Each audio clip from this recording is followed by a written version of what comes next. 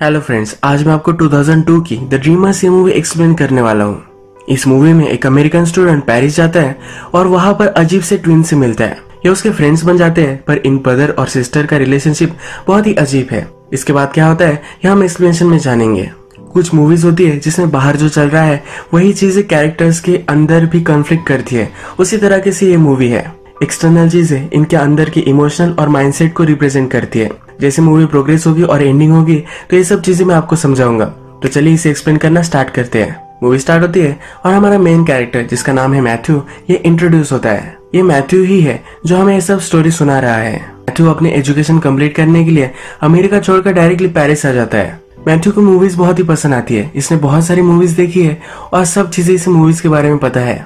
इसी उसके मूवी के इंटरेस्ट की वजह से ही वो इजाबेल और थियो ये दोनों ट्विन से मिलता है। मूवी की स्क्रीनिंग करने के लिए कोई भी रिस्ट्रिक्शन नहीं चाहिए, इसलिए सब लोग बाहर बैठकर प्रदर्शन कर रहे होते हैं। इसी जगह पर मैथ्यू भी आ जाता है। गेट के पास इजाबेला होती है। मैथ्यू जब वहां पहुंचता है तो उससे वो बात करने लग जाती है। उसे कहती है कि मैं आसपास तुम्हें हमेशा देखती रहती हूँ, पर हमेशा तुम अकेले ही होते हो। मैथ्यू भी उसे कहता है कि वो अमेरिका से आया है, इसी वजह से उसके कोई फ्रेंड्स नहीं है। इजाबेला अपने ब्रदर थियो से भी मैथ्यू को मिलाती है। इसके बारे फिल्म के बारे में बात करते हैं और इनमें अच्छी बॉन्डिंग होती है। थोड़ी देर में वहां पुलिस पहुंच जाते हैं। ये सब वहां से भाग जाते हैं। देर रात तक अलग अलग चीजों के बारे में बात करते हैं। पेरिस की ब्यूटीफुल स्ट्रीट से जाते हुए मैथ्यू को लगता है कि वो बहुत ही फॉर्चुनेट है। उसके अच्छे से 2 फ्रेंड्स बन चुके हैं। मैथ्यू जब घर पहुंचता है तो अपनी मदर को लेटर लिखता है। वो बहुत ही खुश है कि उसके फ्रेंड्स बन चुके हैं। जब वो सुबह उठता है तब उसे थियो का कॉल आता है। थियो उसे आज रात डिनर के लिए घर बुलाता है। मैथ्यू शाम में उनके घर पहुंचता है। जब घर देखता है तो बहुत ही बड़ा घर होता है।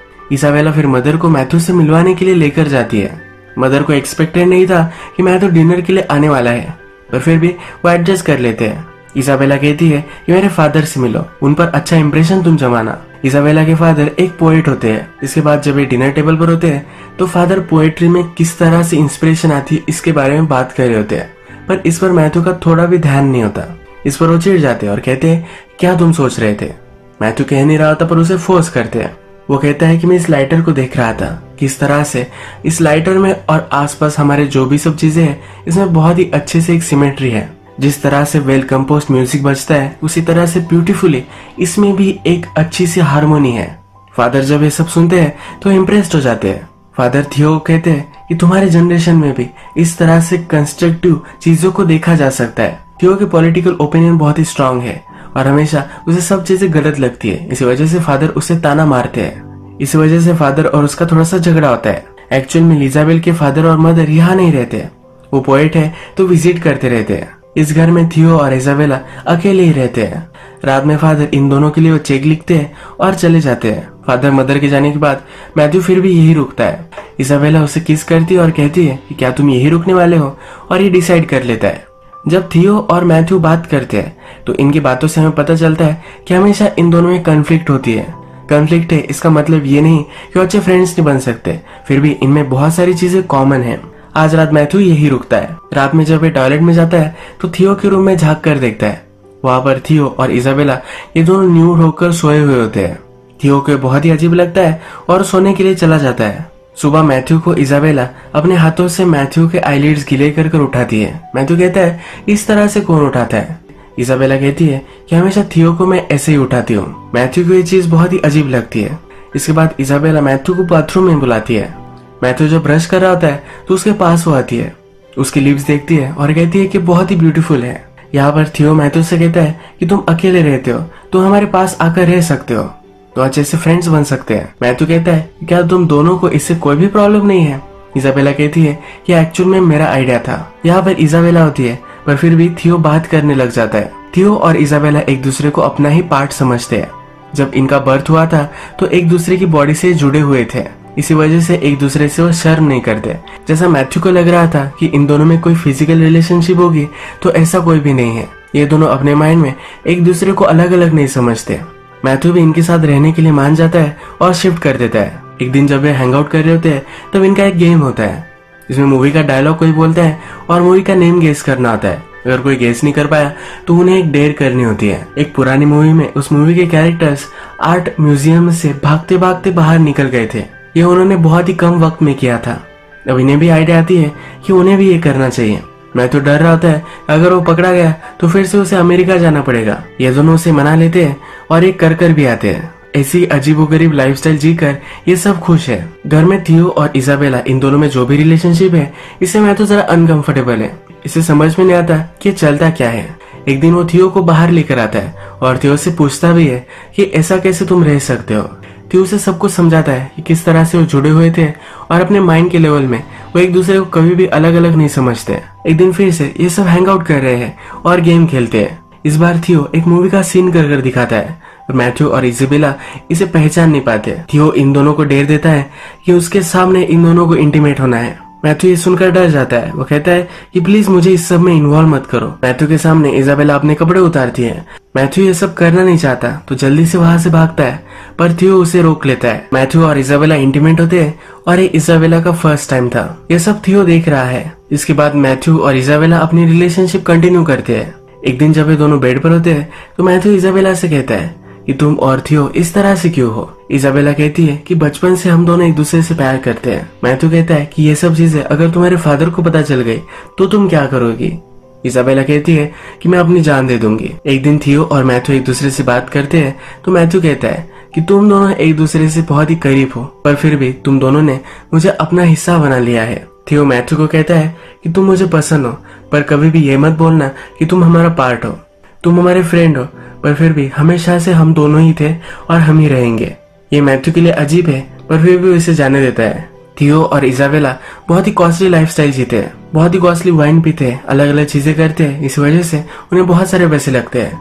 उनके फादर उनके लिए जो पैसे छोड़कर जाते हैं वो अब खत्म हो चुके हैं। उनके पास घर में कुछ वो खा सके इसके भी सही से पैसे नहीं है।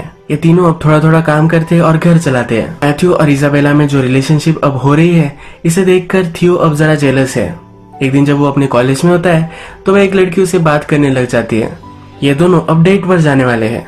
एक दिन ये सब बाथरूम में है और सब मिलकर नहा रहे हैं। थियो और मैथ्यू बात करते हैं। अमेरिकन सोल्जर वियतनाम में वॉर कर रहे हैं। ये थियो को सही नहीं लगता। थियो सब अमेरिकन को इसके लिए ब्लेम करता है। मैथ्यू कहता है कि इस तरह से नहीं है, हमें फोर्स किया जाता है।